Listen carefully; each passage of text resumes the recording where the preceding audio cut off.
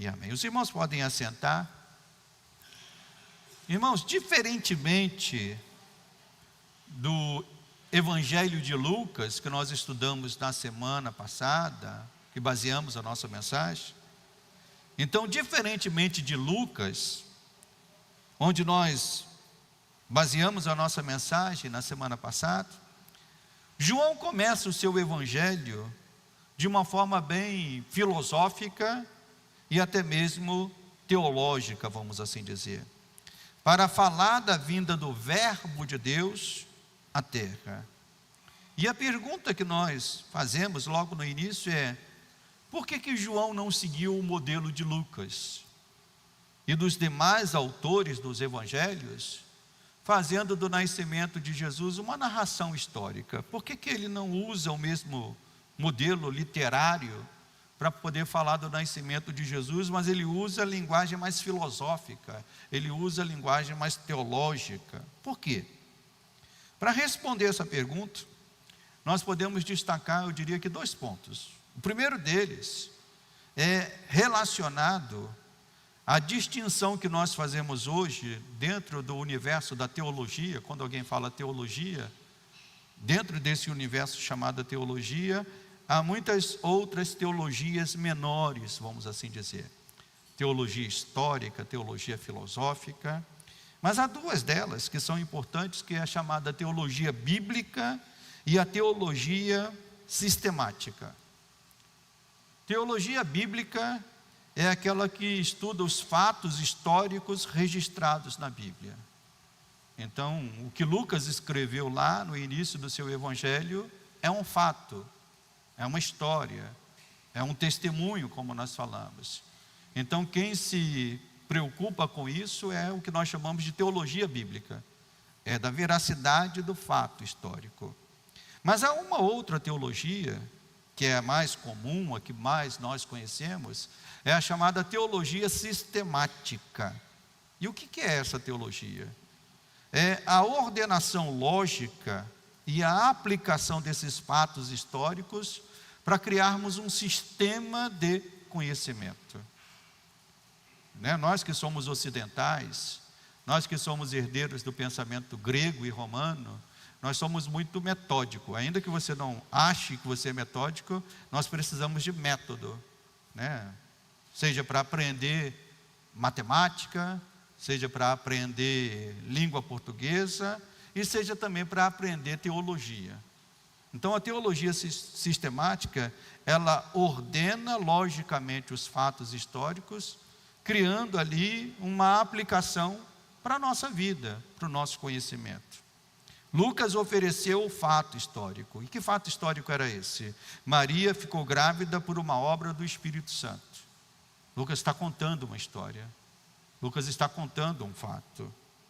João está aplicando esse fato, sistematizando este fato e declarando que a pessoa que Maria gerou, na verdade não era um menino qualquer, era o Verbo.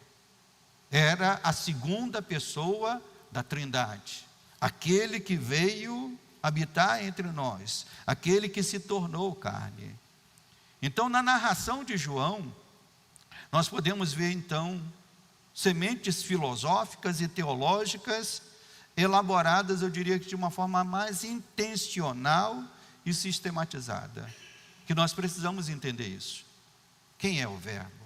O que é o Verbo? O que ele veio fazer? Então esse é o primeiro ponto. Segundo ponto, para entendermos por que João escreveu o seu evangelho, especialmente o início do seu evangelho desta maneira, o segundo ponto, para explicar essa distinção entre a maneira que Lucas escreveu e a maneira que João escreveu, está no contexto histórico que João enfrentava nos seus dias. Os evangelhos Marcos, Mateus e Lucas, eles foram os primeiros evangelhos a serem escritos. O evangelho de João foi o último, foi escrito mais ou menos na década de 90, já no final do primeiro século. E nesse momento, havia ali uma controvérsia que João estava enfrentando junto com a igreja do seu tempo, uma controvérsia com os cristãos judeus, da sua época, que estavam enfrentando, especialmente depois que o templo de Jerusalém foi destruído. Vamos entender esse contexto, Quando o cristianismo começou, a maioria dos cristãos eram judeus, porque o evangelho começou ali na região de Jerusalém, foi se espalhando para outros povos, mas mesmo se espalhando para outros povos, nós vemos que Paulo ia muito nas sinagogas pregando o evangelho, então também alcançando os judeus que viviam em outras regiões. Mas na década de 70, quando o templo de Jerusalém foi destruído pelo imperador Tito, na década de 70, os judeus não cristãos começaram a acusar os judeus cristãos de não serem judeus de fato. Até então, havia ali uma acomodação, ou até mesmo havia sim uma briga, mas não uma briga tão intensa. Mas esta briga se torna intensa quando o templo é destruído. E os judeus não cristãos começam a culpar os judeus cristãos por essa situação da religião judaica está se desfazendo. O templo está se desfazendo. Então eles se voltaram contra os judeus cristãos, acusando-os de não serem de fato judeus, porque eles estavam rejeitando a lei, estariam rejeitando a verdadeira palavra de Deus. E esses judeus cristãos estavam sendo expulsos das sinagogas. Então João está enfrentando isso. João está tendo que escrever contra isso. E de forma, eu diria que magistral, ele inicia o seu evangelho afirmando que a verdadeira palavra de Deus, e é por isso que é tão importante quando João usa "e o verbo". Ele não usa essa palavra simplesmente para criar um estilo bonito literário. Ele usa essa palavra pelo peso que essa palavra tinha, especialmente nessa controvérsia. Ele afirma que a verdadeira palavra de Deus, a palavra criadora, palavra lá de Gênesis, essa palavra se fez homem e veio habitar entre nós. E João faz uma afirmação também poderosa, dizendo que somente aqueles que receberam esta palavra, ou este verbo vivo, é que podem ser chamados de verdadeiros filhos de Deus. Entenda, os judeus batiam no peito e diziam: nós somos os verdadeiros filhos de Deus. E João está dizendo: não, os verdadeiros filhos de Deus são aqueles que recebem o verbo, são aqueles que creem no verbo, são aqueles que creem na palavra viva. Então, tanto Lucas como João, eles não estavam preocupados, aquilo que eu falei na semana passada, preocupados com a comprovação que a ciência de sua época, ou de qualquer outra época, poderia fazer a respeito da veracidade do nascimento miraculoso de Jesus. Nem Lucas se preocupou com isso, e nem João se preocupou com isso. Assim, um dia a ciência teria que provar isso. Não, eles declaram esta verdade. Ambos partem que isso é um fato, é uma verdade, e João traz essa aplicação teológica, para os seus dias, e que serve até para nós também nos dias de hoje. E que aplicação teológica é essa? É uma aplicação simples, mas é bem profunda. Aqueles que creem no verbo que se fez carne, esses são nascidos de Deus e, portanto, verdadeiros filhos de Deus. Então, como é que um homem pode ser um verdadeiro filho de Deus? Ele tem que crer naquele que se fez carne. Ele tem que crer naquele que veio habitar entre nós. Hoje nós também vivemos um dilema, uma controvérsia, que, como eu falei na semana passada, se acentuou nos últimos séculos. E essa controvérsia que nos incita dizendo que devemos abrir mão da afirmação que Jesus nasceu da Virgem Maria. Nós ouvimos esta incitação em todo tempo. Eu me lembro, alguns anos atrás, de uma campanha que foi feita a favor do aborto, que englobou muitos atores e atrizes de uma rede de televisão que eu não vou falar o nome. Eu me lembro dessa campanha, isso me revoltou na época, a favor do aborto. E um ator, né, ele vestido de mulher, transvestido de mulher, ele fazia chacota exatamente com essa verdade cristã. E ele dizia: e dizem que Jesus nasceu de uma virgem. E ele ria nessa campanha contra o aborto, do meu corpo, minhas regras. Não foi uma campanha muito antiga, é uma campanha de talvez alguns 5 ou 10 anos atrás. Os irmãos depois podem pesquisar e ver. Isso é uma incitação para que a igreja deixe de crer nesse ponto fundamental da nossa fé. Que ponto fundamental? Nós precisamos crer e declarar: Jesus nasceu da Virgem Maria. Você pode dizer isso comigo? Jesus nasceu da Virgem Maria. É algo que a igreja tem declarado há 2000 anos. Jesus nasceu da Virgem Maria. Então, os cientistas dizem: isso é impossível. Mas seja pela teologia bíblica, seja pela teologia sistemática, não temos como ser um filho de Deus, irmãos, negando essa verdade. Que verdade? Que Jesus nasceu e se tornou homem. Então, nesse momento do Natal, o Natal deve nos fazer olhar não somente para a manjedoura, mas até mesmo para antes dela. Nós cantamos hoje sobre a manjedoura, mas o que Cristo era antes da manjedoura? A manjedoura, ele se fez homem, mas o que ele era antes da manjedoura? E é isso que João inicia o seu evangelho dizendo, com essas palavras, né? João estava usando um entendimento e um recurso que já era comum dos seus primeiros leitores. A gente precisa fazer esse exercício, mas quando João lança essas palavras encontraram já um campo de entendimento já consolidado. Por quê? Porque entre os judeus, todos eles, né, seja judeus cristãos e judeus não cristãos, todos eles tinham o conhecimento do Velho Testamento, e esse conhecimento do Velho Testamento já mostrava que a sabedoria de Deus poderia ser tratada como uma pessoa. Quando você vai lá em Provérbios, especialmente no capítulo 8, a linguagem de Provérbios diz que a sabedoria é uma pessoa que habita entre os homens, que está entre os homens. Então aqui João já está usando esse recurso. Só que ao invés de falar da sabedoria, João está falando do verbo, da palavra viva, da palavra criadora que sempre esteve com Deus. E ele faz algumas distinções importantes e impactantes a respeito disso. Deixa a sua Bíblia aberta aí e vamos voltar aqui ao texto. João diz aqui, olha como que ele começa o seu evangelho. Ele diz: no princípio era o verbo. E ele diz, e o verbo estava onde, meus irmãos?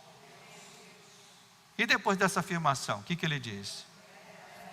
Opa, espera aí. João traz uma revelação que foi uma bomba. Quando eu digo uma bomba no sentido poderoso, nos seus primeiros ouvintes. Porque até então, no Velho Testamento, a sabedoria andava com Deus, mas nenhum escritor disse que a sabedoria era Deus. João está indo além, dizendo, olha, o verbo estava com Deus e o verbo era Deus. Então vamos usar aqui cada expressão dessa que João traz. A primeira delas, João diz, e o verbo estava com Deus. Irmão, Jesus não começou a existir quando nasceu em Belém. O ventre de Maria não foi a primeira habitação de Jesus. Antes de qualquer coisa existir, a palavra, e João nos afirma isso, diz que o verbo já estava na companhia do Pai, juntamente com o Pai e a terceira pessoa da Trindade, Quem é a terceira pessoa da Trindade? Espírito Santo. Pai, Filho e Espírito Santo. Em perfeita harmonia, em perfeita alegria, em perfeito amor. Tudo no seio da Trindade é perfeito e completo. Então aquele pensamento que às vezes a gente ouve, até em pregações, eu diria que descompromissadas com o conhecimento profundo teológico, que diz assim: Deus criou o homem porque Deus estava triste lá no céu, e aí criou o homem para se alegrar. Nada disso, meu irmão. Deus já estava completo na Trindade, Pai, Filho e Espírito Santo. A criação do mundo, a criação do homem é um transbordar do amor de Deus, nunca uma incompletude do amor de Deus. Deus já estava em perfeita harmonia, Pai, Filho e Espírito Santo. Então, antes de Jesus se tornar homem, ele já estava na companhia do Pai.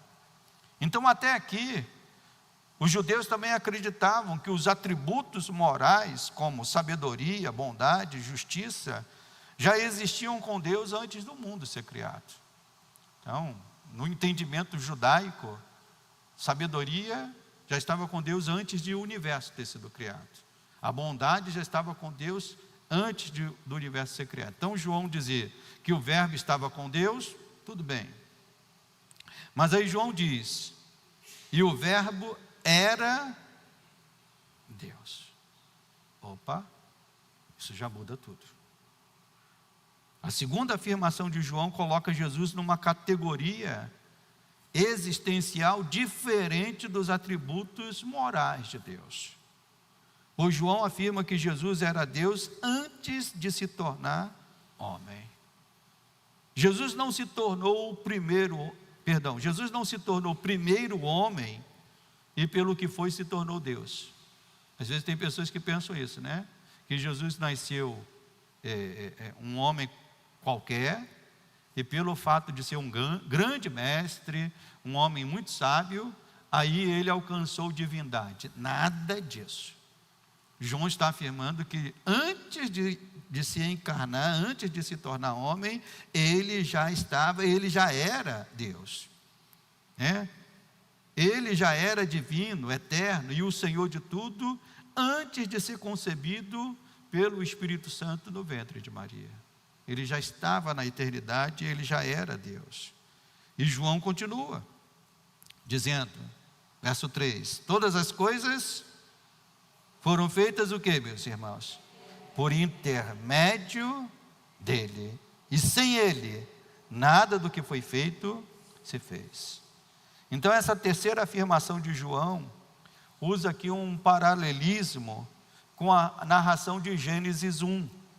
E com um entendimento também bem solidificado no Antigo Testamento, de que Deus criou todas as coisas pelo poder da sua palavra. Como é que Deus criou o sol, pastor? Se eu tenho que criar esse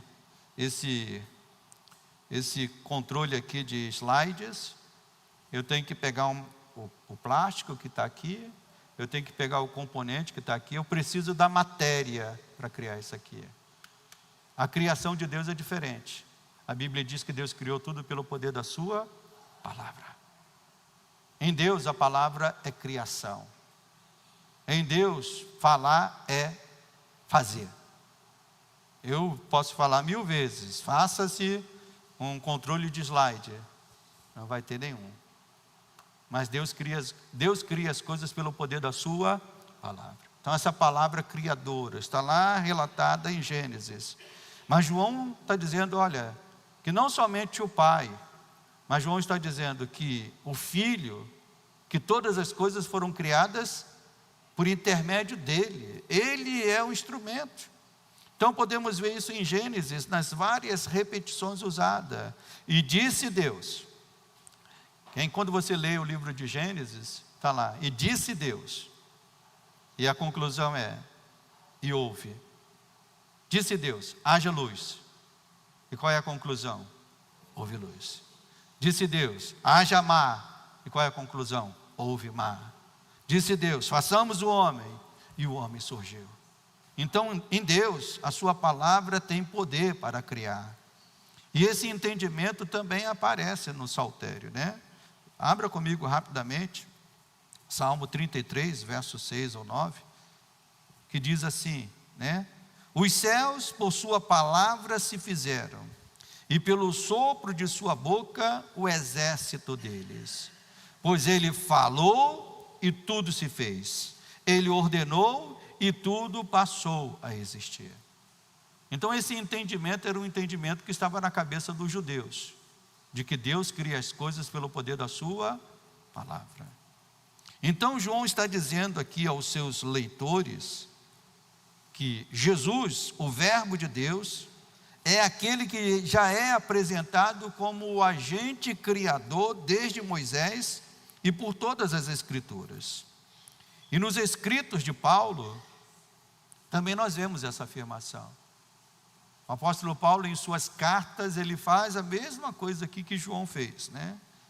Ele diz, por ele, Jesus, foram criadas todas as coisas que há na terra, nos céus, sejam as visíveis e sejam as invisíveis. Tronos, principados, soberania, potestade, tudo foi criado por meio dele. Então os escritos do Antigo Testamento, os escritos apostólicos e toda a tradição cristã nos ensina isso, irmãos. Então nós estamos aqui no ano de 2025. E o que está por trás de nós? Toda a palavra de Deus, toda a herança cristã, nos ensinando isso. O quê? Que Jesus existia antes da sua encarnação, sendo ele a palavra que criou todas as coisas. Então nós não podemos agora, no ano de 2025, ignorar isso, ou rejeitar esse ensinamento. E a última afirmação que João faz, aqui no início do seu evangelho, ele diz, verso 4, e a vida estava nele, e a vida era a luz dos homens. João faz essa afirmação logo no início, e quem já leu todo o evangelho de João, vai ver que essa palavra, vida eterna, ela aparece em todo o seu evangelho. João está ali declarando que vida eterna só pode ser dada por meio de quem? A vida eterna só pode ser dada por meio de Cristo Jesus. Então, em todo o evangelho de João, João vai colocar esse debate. Os judeus se levantando, especialmente na figura dos fariseus, e fazendo algumas perguntas para Jesus. E algumas perguntas são essas. Na boca da mulher samaritana, és tu maior do que o nosso pai Jacó? Na boca dos fariseus, nós temos Moisés, nós somos filhos de Moisés. Na boca dos mesmos fariseus, és tu maior do que Abraão? E qual é a resposta de Jesus para todas essas perguntas? Jesus responde para a mulher, mulher, ele não diz que ele era maior do que Jacó, mas ele diz, quem beber desta água, voltará a ter sede. Mas quem beber da água que eu lhe der, jamais voltará a ter sede. Ele disse para os fariseus, a respeito de Moisés, se vocês crescem em Moisés, também crerias em mim, porque Moisés escreveu a meu respeito. E ele disse para os fariseus que falaram de Abraão, você não tem 50 anos e viu Abraão? E a resposta de Jesus é, antes que Abraão existisse, eu sou. Então João está colocando o que ele coloca aqui no seu início do seu evangelho, ele distribui em todo o seu evangelho. A autoridade, a soberania, a grandeza do verbo. Então a vida não estava na lei como os judeus pensavam. Os judeus estavam pensando que a obediência à lei traria salvação, traria a vida eterna. E João está dizendo, não, quem traz vida eterna é o verdadeiro Filho de Deus. Amém, meus irmãos? Então João já começa o seu evangelho, me permita a expressão, com os pés na porta. Pá! Jesus é o Verbo de Deus. Jesus é o Filho eterno do Pai. Mas estas foram verdades, irmãos, que os judeus não cristãos não queriam receber. E essas verdades foram rejeitadas, e eles rejeitaram o próprio Filho de Deus, quando esse se apresentou em carne e osso perante ele. Diz aqui a palavra, né? No verso 10. E o Verbo estava no mundo, e o mundo foi feito por intermédio dele, mas o mundo não o conheceu.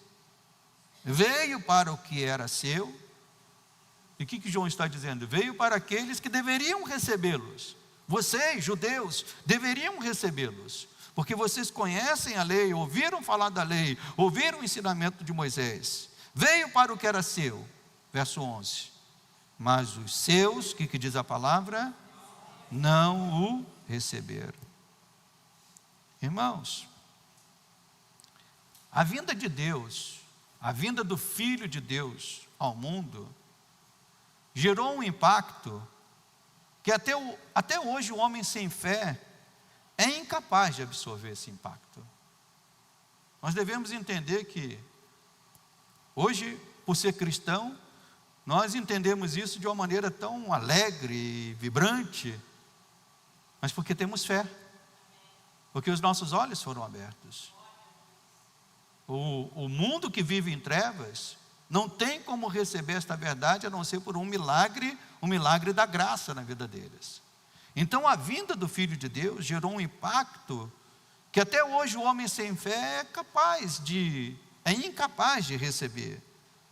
Paulo bem disse: escândalo para os judeus, loucura para os gregos. Os judeus, quando ouviram falar a respeito de Jesus, esse é o Filho de Deus? Espera aí, é o filho de Maria, é o filho de José, é o carpinteiro, é um homem qualquer. Era escândalo para os judeus. Os gregos, aquele que foi morto, mas um Deus não pode ser morto, vamos ignorar isso. Então, sem fé, é impossível o homem receber a verdade do Evangelho. E a despeito de toda a lei e de todos os profetas que estavam apontando para Jesus, os judeus foram incapazes de crer nele. E da mesma forma, meus irmãos, hoje nós temos muitos que continuam rejeitando a verdade do Evangelho, os fatos relatados pela Bíblia. Por que eles rejeitam? Porque querem crer naquilo que lhes convém e acabam presos nas suas preferências, não avançando jamais na fé. Alguém pode dizer assim: mas pastor, eu posso ser crente sem crer na encarnação de Jesus? Não. Eu posso ser crente sem crer que Jesus morreu e ressuscitou dentre os mortos? Não. Porque a gente não pode crer em Deus segundo as nossas preferências. Nós temos que crer naquilo que Ele revelou na sua palavra. Então, os judeus rejeitaram o verbo de Deus. Essa história de o Deus se fez homem, se fez fraco, se fez necessitado. Isso não cabe com um Deus todo-poderoso. Rejeitaram o Filho de Deus. E é isso que João está jogando na cara daqueles judeus. Os judeus não crentes estavam acusando os judeus crentes, cristãos, de não serem verdadeiros filhos de Deus. E João está invertendo a ordem, dizendo: são vocês que não são filhos de Deus. Porque João diz: a todos que o receberam quem? Receberam a Jesus. Deus deu o direito de serem chamados filhos de Deus. Então, os verdadeiros filhos de Deus, irmãos, são aqueles que não nasceram, como diz aqui no verso 12. Mas todos quantos o receberam, deu-lhes o poder de serem feitos filhos de Deus, a saber, aos que creem no seu nome, os quais não nasceram de sangue judeu, os quais não nasceram de carne, de etnia judaica, nem da vontade do homem, mas que nasceram de quem, meus irmãos? Da vontade do próprio Deus. Então, como conciliar essas verdades que aparecem aqui no Evangelho de João? Vamos voltar aqui. Verso 11 diz: a todos quanto receberam. E o verso 12 diz assim: mas que não nasceram da vontade da carne, do homem, mas nasceram da vontade de Deus. Alguém pode dizer, são aqueles que receberam ou são aqueles que nasceram da vontade de Deus? Como conciliar essas duas coisas, pastor? Somos nós que recebemos ou somos nós que nascemos da vontade de Deus? Nos tornamos crentes pela vontade de Deus. E esse é o grande desafio do Evangelho. Quem tenta conciliar essas duas coisas que nós conhecemos no campo teológico como soberania de Deus e liberdade ou responsabilidade humana, quem tenta conciliar essas duas coisas se perdem. São dois ensinamentos bíblicos que não são excludentes. Deus é soberano, então o homem não tem liberdade.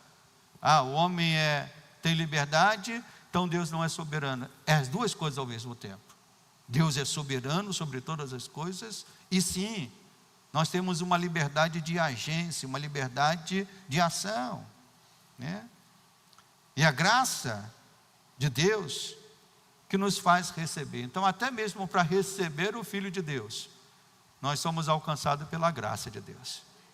É a graça que abre os nossos olhos, é a graça que abre o nosso coração. Então, você que foi alcançado pela graça, você pode glorificar a Deus nesta manhã e dizer: obrigado, Senhor, porque por meio desta graça eu me tornei um filho de Deus, me tornei herdeiro de Deus. E esta fé, meus irmãos, ainda que possa ter muitas aplicações na vida do cristão, eu diria que uma dessas aplicações bem básica é para crer naquilo que muitos não querem crer ou não podem crer. Então, se você é um homem de fé, qual é a aplicação dessa fé na nossa vida? A aplicação é essa, é que nós cremos naquilo que o Evangelho nos traz. É loucura para os judeus, é loucura para os gregos, mas para nós é o poder de Deus, para a nossa salvação. Então a verdadeira fé nos faz crer. Crer em quê? Que Jesus se fez carne e habitou entre nós. Eu não consigo entender isso pela razão, mas eu consigo entender isso pela fé. E eu volto a dizer o que eu disse na semana passada: não há como ser cristão sem crer que Jesus nasceu milagrosamente e misteriosamente, se fez homem e habitou entre nós. Não tem como ser cristão se você não crê nisso.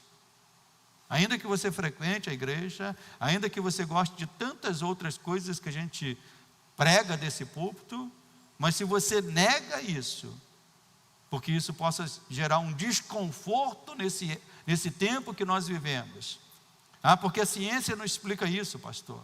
Mas entenda, isso não é explicado pela ciência. Isso é um milagre e isso é um mistério.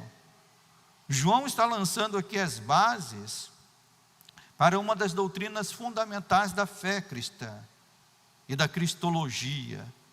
Que doutrina é essa, pastor? A encarnação do Verbo de Deus. O Filho de Deus se fez carne. João está querendo que seus leitores entendam, e também nós venhamos a entender hoje, que a encarnação do Verbo, a encarnação de Cristo, é um novo início. Você já reparou que como que João começa o seu evangelho? Qual é a primeira palavra que ele usa no seu evangelho? E aonde que aparece essa mesma expressão? Gênesis 1. Será que ele fez isso à toa? Será que ele fez isso simplesmente porque achou isso bonito? Não, João está querendo dizer o seguinte: um novo princípio está acontecendo. Deus está trazendo uma nova criação, uma criação a partir do verbo, mas não agora o verbo falado, mas agora o verbo em carne e osso. Então João está aqui mostrando um novo Gênesis, e tal como aconteceu na criação de todas as coisas, a criação de todas as coisas, até hoje, irmãos, a ciência tenta explicar como que esse mundo veio a existir. E tem umas teorias das mais estranhas aí. uma sopa de não sei o que cósmica, uma evolução, enfim. Mas até hoje essa questão não se fechou. Como que o mundo foi criado? Como que os primeiros homens surgiram neste mundo? A ciência não consegue explicar isso. E ainda que a ciência tente usar algumas teorias como verdades, elas continuam sendo o que sempre foram, teorias. A teoria da evolução é uma teoria, ela não é ciência. Ela ganhou o grau de ciência, mas ela continua sendo uma teoria. Então, a primeira criação é um milagre de Deus.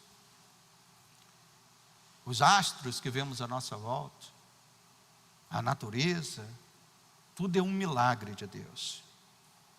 E na preservação da crença deste milagre, meus irmãos, e do mistério, é que a igreja caminha. A igreja não pode abrir mão de crer em milagres. A igreja não pode abrir mão de crer em mistério. Mistério, pastor? E quando eu falo mistério, eu estou aqui me prendendo ao senso bíblico da palavra mistério. A palavra mistério, ela aparece, sabe quantas vezes ela aparece só no Novo Testamento? Ela aparece 27 vezes no Novo Testamento. E a sua maioria aparece nos escritos paulinos. Paulo usa muito essa palavra, mistério, mistério. E a gente não tem que confundir como Paulo usou a palavra mistério, como um segmento cristão usa nos nossos dias, tá bom, meus irmãos? Porque tem um segmento cristão que usa mistério para tudo, né? Mas não é isso que Paulo está dizendo. No Novo Testamento essa palavra aparece 27 vezes. E uma delas, eu quero ler com os irmãos, aparece em 1 Timóteo, capítulo 3, verso 16. Na verdade, 2 vezes ela aparece em 1 Timóteo. Vamos lá em 1 Timóteo. Capítulo 3.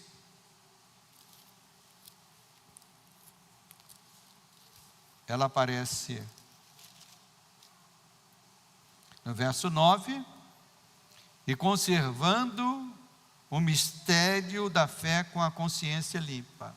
Mas não é essa referência que eu quero usar. Eu quero usar do verso 16, em que Paulo diz assim: evidentemente, grande é o mistério que, meus irmãos? Da piedade. E que mistério é esse?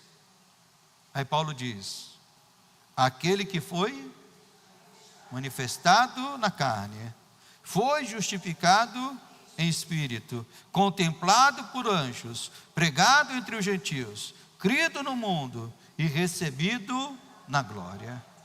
Então Paulo está aqui falando de um mistério da piedade, e faz parte desse mistério da piedade dizer que aquele que foi manifestado na carne. Segundo alguns estudiosos, irmãos, esse texto que está aqui na carta de Timóteo era um louvor que a igreja cantava. Era um credo que a igreja cantava. Nós não sabemos a melodia com a qual eles cantavam, mas aqui há uma letra do louvor. E esse louvor que eles cantavam começa dizendo: aquele que foi manifestado na carne. A igreja precisa continuar conservando esse mistério. Então nós podemos dizer que a celebração real do Natal nos faz voltar a esse mistério. Eu não entendo esse mistério, mas eu entendo que ele é um mistério dado por Deus a nós. Eu não vou entender ele racionalmente, mas vou entender ele pelo caminho da fé. Amém, meus irmãos? Então a encarnação de Cristo é um mistério. Um mistério que a igreja tem conservado. E esse mistério produz em nós o que, pastor? Produz piedade, produz em nós temor, produz em nós devoção.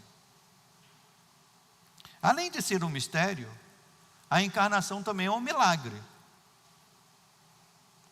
O teólogo Wayne Grudem escreve dizendo o seguinte, abre aspas, ele diz: esse é provavelmente o milagre mais incrível de toda a Bíblia, o eterno Filho de Deus, totalmente divino, tornou-se plenamente humano e, fazendo assim, uniu-se à natureza humana para sempre. Fecha aspas. Então Gruden chama que o maior milagre não é o mar morto, não é o mar vermelho se abrindo, o maior milagre não é a multiplicação dos pães. Para ele o maior milagre é Cristo Jesus se tornando homem. É o maior milagre. A igreja, irmãos, demorou séculos para acomodar essa verdade, do que nós chamamos de duas naturezas de Jesus. Muitas propostas heréticas, muitos embates, até prevaleceu o entendimento que nós temos hoje, que a igreja carrega como uma herança, de conhecimento. Que herança? Jesus é 100% Deus, 100% homem. Não podemos diminuir isso. Como entender isso, pastor? Um homem que sentiu fome, ao mesmo tempo era o Deus eterno. O homem que se deixou ser crucificado e morto, era o Senhor da vida e da eternidade. Que mistério é esse, pastor? Que milagre é esse? Então é um milagre. E aqui nós somos convidados mais uma vez, irmãos, a nos aproximarmos destas coisas de maneira humilhada, de maneira quebrantada. O milagre e o mistério nos fazem isso, a nos aproximarmos de Deus dizendo: eu não compreendo tudo, mas eu me rendo a Ti, eu creio em Ti. Fazer como Paulo, o grande fariseu, o grande mestre, o grande conhecedor, mas que mais tarde ele escreve numa das suas cartas dizendo: ó profundidade da riqueza, tanto da sabedoria como do conhecimento de Deus. Paulo diz: quão insondáveis são os teus juízos, quão inescrutáveis os seus caminhos. Quem, pois, conheceu a mente do Senhor? Ou quem foi o seu conselheiro? Ou quem primeiro deu a ele para que ele lhe venha a ser restituído? E Paulo finaliza dizendo: porque dele, por meio dele, para ele são todas as coisas. A ele, pois, a glória eternamente. Amém. Paulo está dizendo: olha, esse conhecimento é profundo demais. Essa sabedoria é demasiadamente alta. Eu não posso alcançar. Mas eu posso dizer: porque dele, por ele, para ele, são todas as coisas. E é isso que nós temos que fazer, meus irmãos, quando nós nos aproximamos, especialmente dessas verdades bíblicas que nos confrontam. É dizer como Paulo: ó profundidade da riqueza. Eu não consigo alcançar essa profundidade. Eu não consigo alcançar os caminhos do teu conhecimento. E por que Deus manifestou esse mistério? E por que Deus realizou esse milagre da encarnação do Verbo eterno? Por quê? Por que Deus fez isso, pastor? Às vezes a gente pode pensar que Deus poderia escolher outro caminho, mas Ele quis fazer desse jeito. E por quê? E eu digo que a resposta aparece no próprio texto de João. Vamos voltar lá ao texto de João. João capítulo 1. A resposta está aqui, no próprio texto de João. João diz aqui, verso 12: mas a todos quanto o receberam, deu-lhes o poder, o que, meus irmãos? De serem feitos filhos de Deus, a saber, aos que creem no seu nome. Os judeus estavam enfrentando João e rejeitando os judeus que abraçaram a fé em Cristo.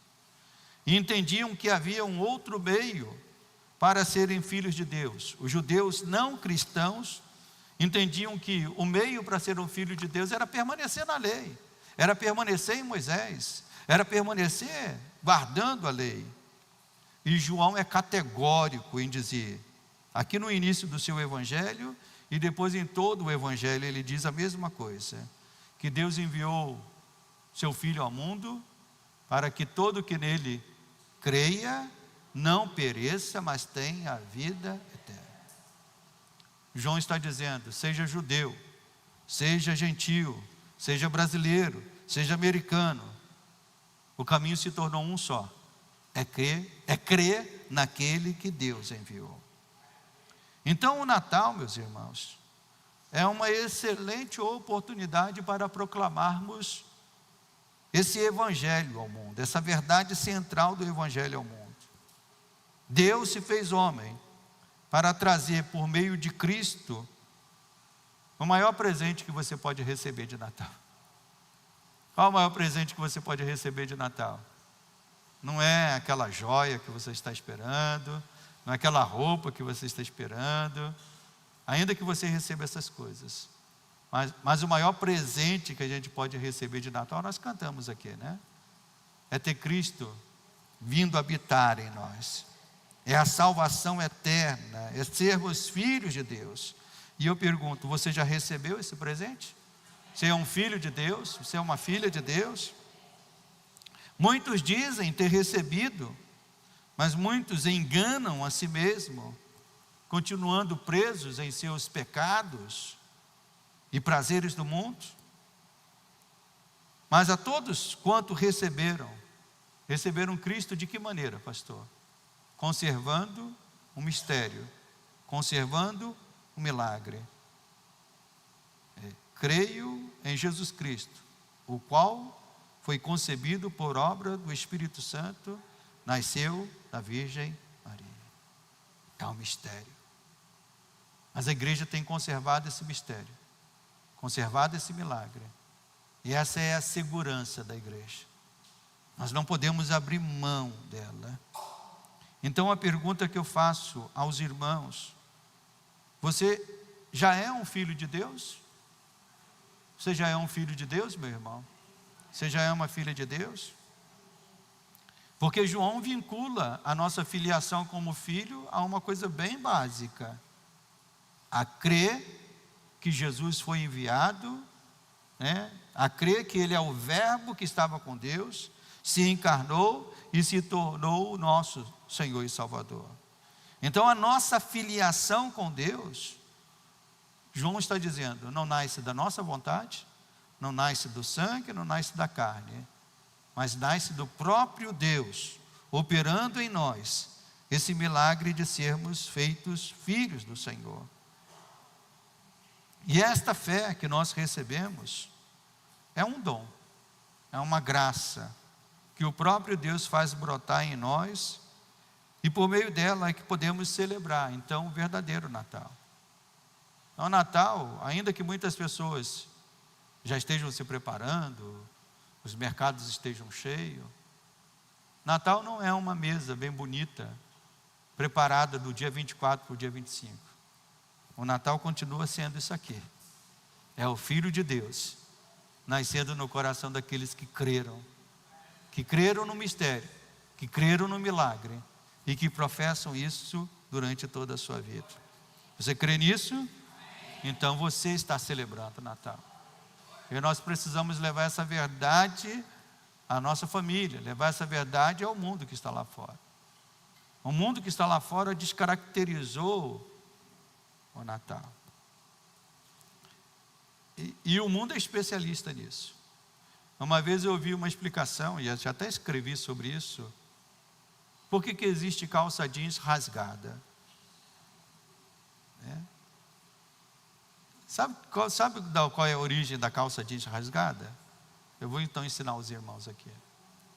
A calça jeans rasgada nasceu como uma manifestação de um protesto acontecido lá na década de 60, se eu não me engano, né, em que um grupo hippie, jovem, decidiu rasgar as suas calças, né, como uma forma de protesto. O mundo, especialmente o comércio, tão esperto, fez aquilo que seria um protesto num produto de venda. E hoje todo mundo usa calça jeans rasgada, quando eu falo todo, eu não, né, mas boa parte aí usa, sem saber a origem disso. O mundo é especialista nisso, irmãos. O mundo é especialista em pegar uma coisa tirar a sua essência e transformar ela em algum produto de venda. Fez isso com a calça jeans rasgada, fez isso com o Natal. O Natal, a essência do Natal foi tirada e se tornou um produto de venda. Bolas vermelhas, bolas prateadas, muitas estrelas, muitas luzes. Mas o principal do Natal foi tirado. O Cristo, o Cordeiro. E o pior de tudo é quando é tirado da vida até dos próprios crentes. É quando os próprios crentes perdem o significado do Natal. Então, para nós, Natal, irmãos, é nós voltarmos como nós estamos fazendo, para aquilo que Lucas escreveu, para aquilo que João escreveu. O Natal é o verbo vivo de Deus, que se tornou homem e veio habitar entre nós.